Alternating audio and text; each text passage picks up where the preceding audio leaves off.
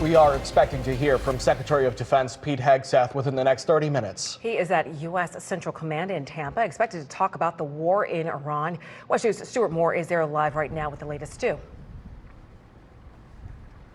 Summer and Jesse, we've heard from Hegseth nearly every day this week since the strikes in Iran began, and now he's expected to speak in just the next 30 minutes or so inside CENTCOM, which is in the base behind me. Now, U.S. officials say the U.S. will start striking deeper into Iran and different targets, warning the war is still in its very early days. Israel, meantime, pushing forward with its bombardment of Iran, including hitting military targets on the ground and battling the Islamic Republic's forces in the sky. Israel also hitting Hezbollah targets in Beirut, Lebanon.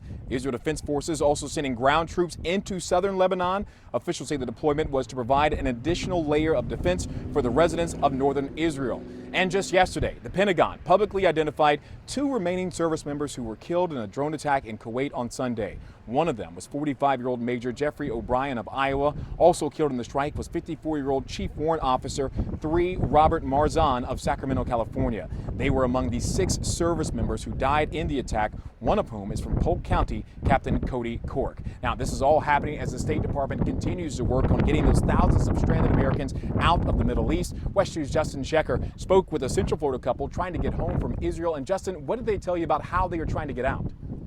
Ken and Joy Davis from Seminole County arrived in Israel last Thursday. Since Iran began launching those retaliatory strikes over the weekend, they said they've been in bomb shelters about a dozen times. They've also heard Israel's anti-missile defense system in action.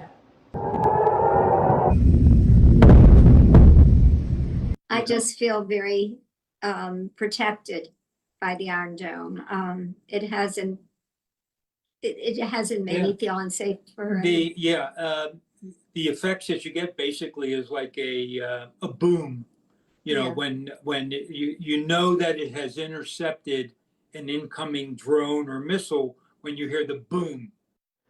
This couple travels to Israel frequently. They say they went on this trip to help their daughter move into a new home in Jerusalem. On Sunday, one of the Iranian rockets got through and had a direct impact not too far from their hotel. There were reports of injuries, but no innocent lives were lost in that attack. Mr. and Mrs. Davis say they were supposed to fly back to the States today, but now the airline and officials told them Sunday is the earliest when they may be able to leave. They have been in touch with the U.S. State Department about possibly crossing the border into Egypt, but decided not to go that route. It's a little bit of a trek to get over there, a 4 or 5 hour bus ride.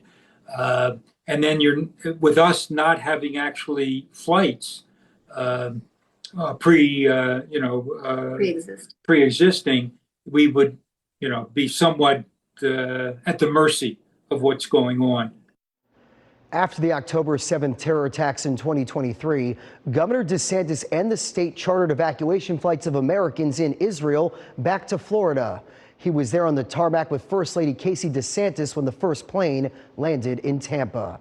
And I've reached out to the governor's office asking if any plans are in the works to help Floridians who are stuck in Israel and the other Middle East countries under fire from Iran.